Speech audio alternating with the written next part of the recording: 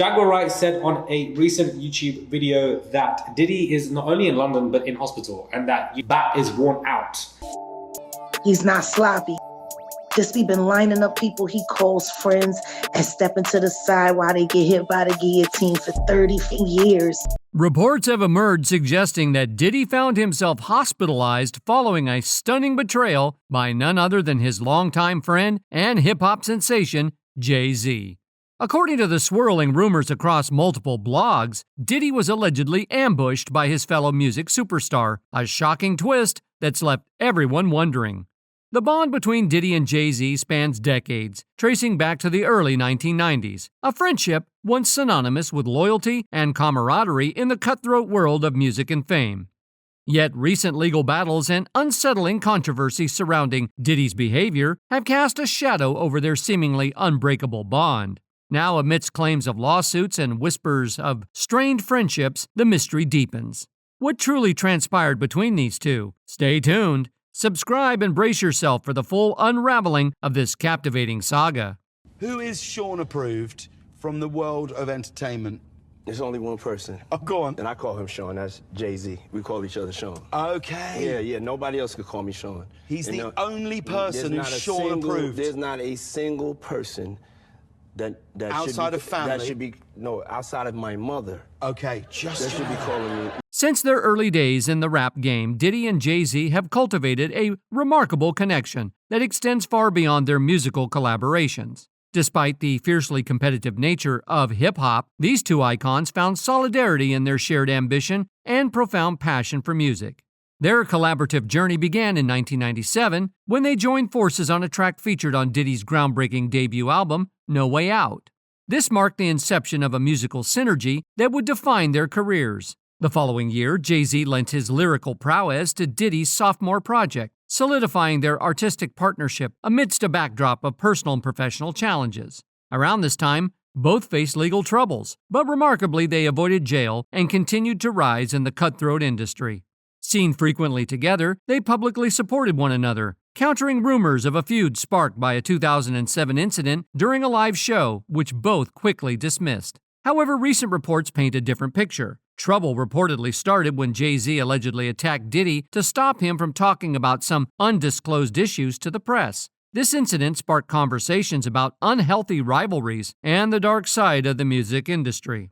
Diddy has been making headlines for negative reasons for a while now. His problems began when his ex-girlfriend, Cassie Ventura, accused him of SA, DV, and human teaking. This opened the floodgates, with more than 8 women coming forward with similar accusations. Although Diddy and Cassie settled out of court, the damage was done. Federal investigators in New York have been looking into these allegations for months, interviewing potential witnesses about Diddy's alleged disturbing misconduct. Now, in case you forgot all of Diddy's misdeeds against Cassie, let me give you a refresher. Cassie Ventura's lawsuit describes a decade-long relationship marked by repeated incidents of physical mistreatment. She claimed that Shawn Combs had frequent episodes of uncontrollable anger, during which he often harmed her. This mistreatment left visible bruises, which Combs reportedly tried to hide by keeping her in hotels until they healed. Another specific incident she recounted involving him allegedly kicking and hitting her in a car after a party with rapper JayZ. Another disturbing episode in 2009 detailed how Combs pushed her into a corner of a vehicle and hurt her severely after discovering she had spoken to another music manager. Ventura described being badly injured and vomiting from the mistreatment. Ventura also alleged that Combs made her carry his gun on 2 separate occasions, despite her fear and inexperience with firearms.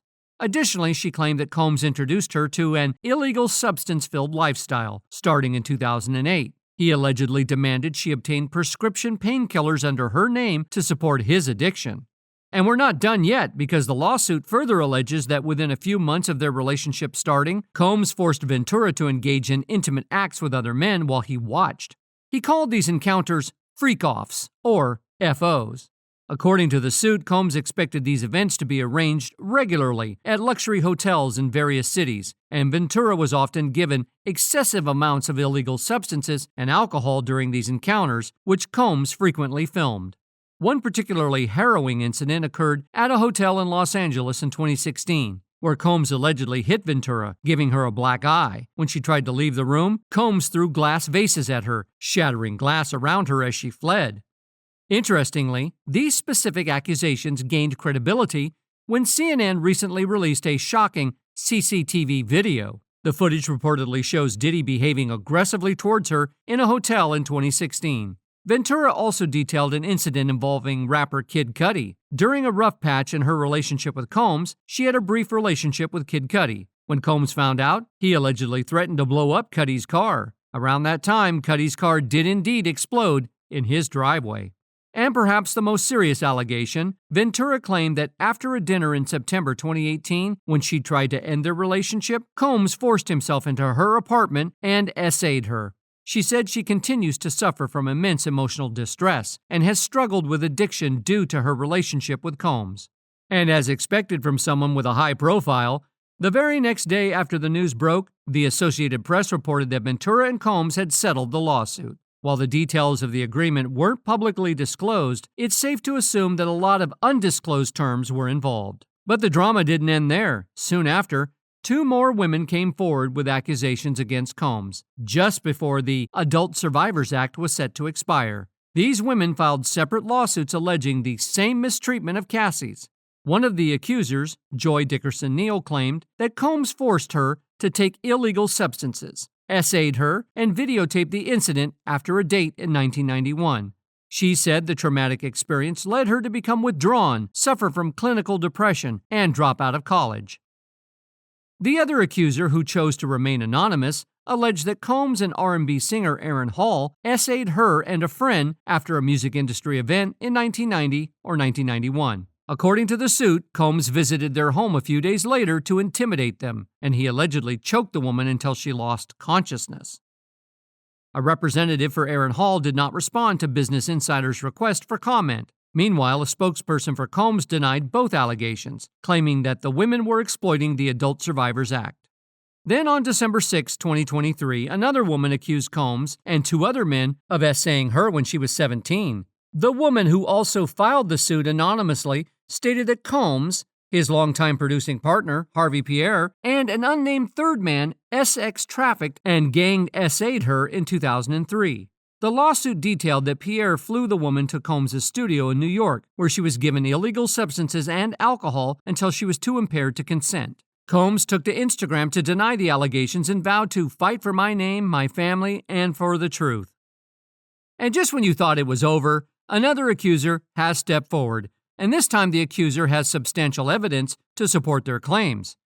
Interestingly, this accuser is not female, but male, and someone close to Combs. In February of this year, Rodney Jones Jr. filed a lawsuit accusing Combs of SA and using substances to impair him. Known as Lil Rod, Jones detailed several allegations against Combs in his suit. According to reports, Jones claimed that Combs made him work in a bathroom while Combs walked around naked and showered.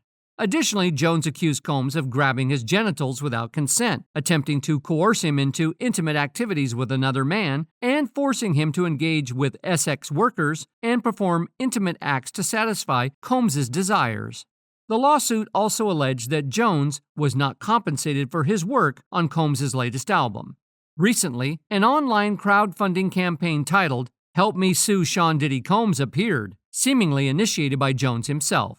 What's particularly intriguing about Lil Rod's lawsuit is that he implicates several A-listers. He filed a lawsuit against Shawn Diddy Combs, his son, Justin Dior Combs, Universal Music Group CEO, Lucian Charles Grange, Diddy's chief of staff, Ethiopia Habtemariam, and Christina Korum. The lawsuit also names Chalice Recording Studios, Love Records, Motown Records, and Universal Music Group. Sean Hawley, an attorney representing Combs, vehemently denied the allegations accusing Jones of fabricating stories for financial gain.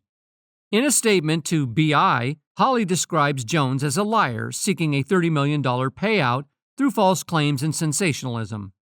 When federal authorities finally took action, they began investigating Diddy. Department of Homeland Security officials searched Combs' homes in Los Angeles and Miami in late March, stirring up a storm of speculation and concern. According to representatives from DHS and speaking to BI, these actions were part of an ongoing investigation, although they declined to specify the exact target or reason behind the raids. Reports from the Associated Press and Los Angeles Times, citing law enforcement sources, indicate that the source was linked to a human-teaking investigation.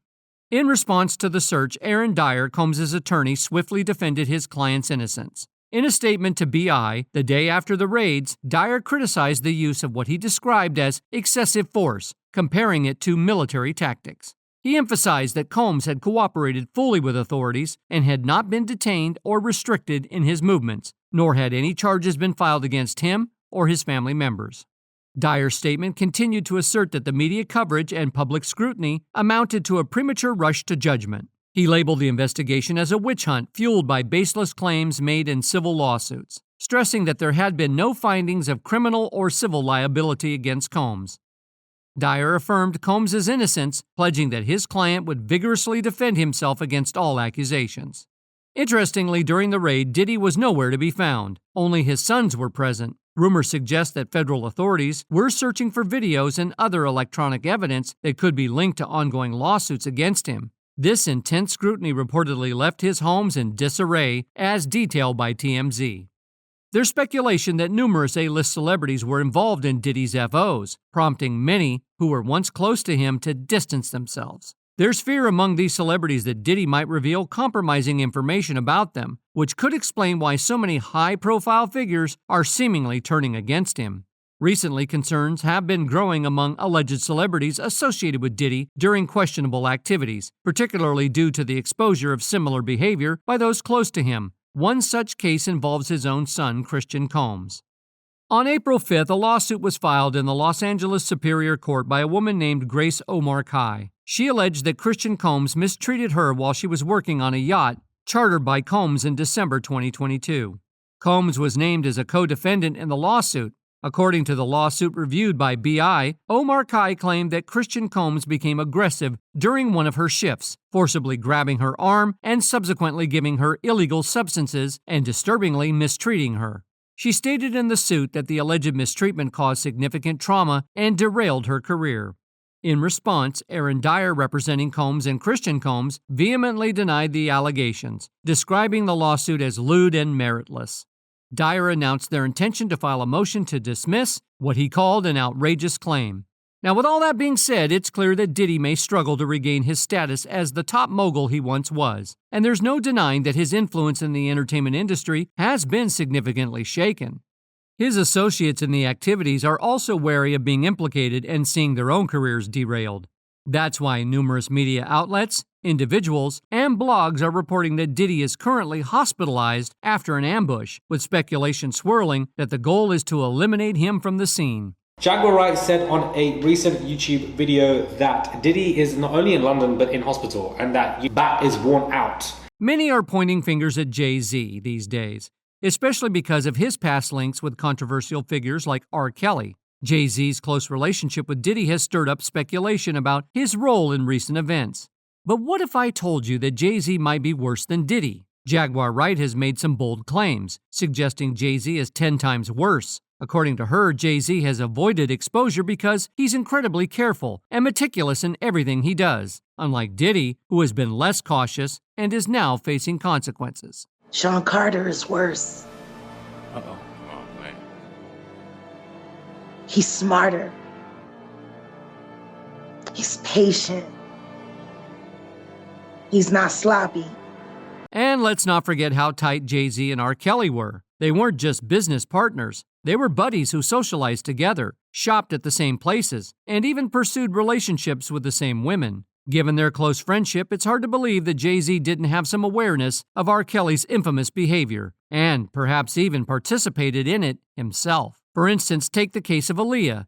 When she met R. Kelly in 1991, she was just 12 years old, although she was already a talented singer. By 1994, she had released her debut album, Age Ain't Nothing But a Number, which was written and produced by R. Kelly. This album became a classic with timeless tracks like Back and Forth and At Your Best, You Are Love. However, the album carried an unsettling message that love transcends age, a sentiment that now raises eyebrows given what we know about R. Kelly's history. A witness later testified that R. Kelly began having relations with Aaliyah when she was just 13. In August 1994, when Aaliyah was 15, R. Kelly obtained a forged document stating she was 18 and secretly married her after allegedly discovering she was pregnant. At that time, R. Kelly was 27. Whether she was actually pregnant and what happened to the pregnancy remains unknown. The marriage was annulled in 1995 because Aaliyah was not legally old enough to marry. Now Aaliyah's case is the most publicized, but dozens of other women and girls have come forward with stories about surviving R. Kelly's predatory behavior. When R. Kelly was convicted and sentenced to jail in 2021, many wondered how he managed to get away with his actions for so long. It turns out that he had people who knew what he was doing and either looked the other way or even participated, including JayZ. According to insiders, JayZ's alleged involvement not only extends to his preference for younger women, but also positions him as the mastermind behind the activities associated with Diddy and R. Kelly.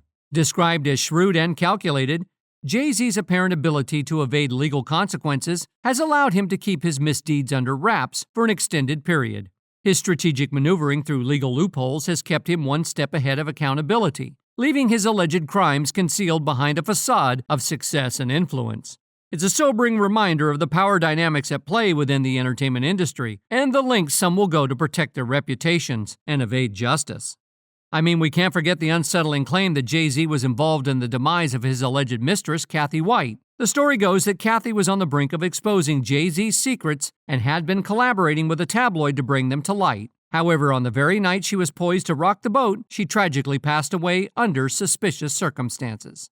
Her death raises numerous red flags, with gaping loopholes in the official account of what transpired. Some suggest that JayZ orchestrated her demise to silence her and prevent the exposure of his secrets. The ambiguity surrounding the cause of Kathy's death only adds weight to these grim suspicions, prompting many to question the darker facets of JayZ's public persona. But Jaguar didn't stop there. In a recent interview, she made some startling claims about JayZ and Rihanna. She alleged that JayZ brought Rihanna from Barbados to the U.S. when she was just a teenager, without any parental supervision. Who finds a young girl at 3 a.m. in a hotel room on her home island, then puts her on a private plane to another country alone? Apparently, Rihanna ended up in a boardroom with JayZ without any adult oversight. Now, any parent would be horrified at the thought of their teenage daughter being whisked away to another country by strangers for a supposed talent show in the middle of the night. It's simply not something responsible adults would allow. Jaguar's story lines up with some of the rumors that have been circulating about Rihanna's early days with JayZ. JayZ worked so hard to change the narrative of that night. Now, Rihanna was only 14, 15 when he started with her and signed to the death jail. It's clear to say that the herpes that she had came from the person she had been most involved with, and that was Shawn Carter. Despite being exposed by Jaguar Wright several times, nobody has filed lawsuits against JayZ. This could be because he knows how to conceal his disturbing actions well. Rumors suggest that if Diddy were to speak out against JayZ, it could lead to a chain reaction, dragging JayZ into a similar reckoning where all his alleged wrongdoings would come to light. This potential threat might explain JayZ's strong efforts to distance himself from Diddy, akin to how he allegedly tried to eliminate R. Kelly in prison. But what are your thoughts on this matter? Do you believe JayZ could be behind the current situation involving Diddy's hospitalization? Share your thoughts below, and stay tuned for further developments on this story. Don't forget to subscribe, like, and check out our other videos. See you there.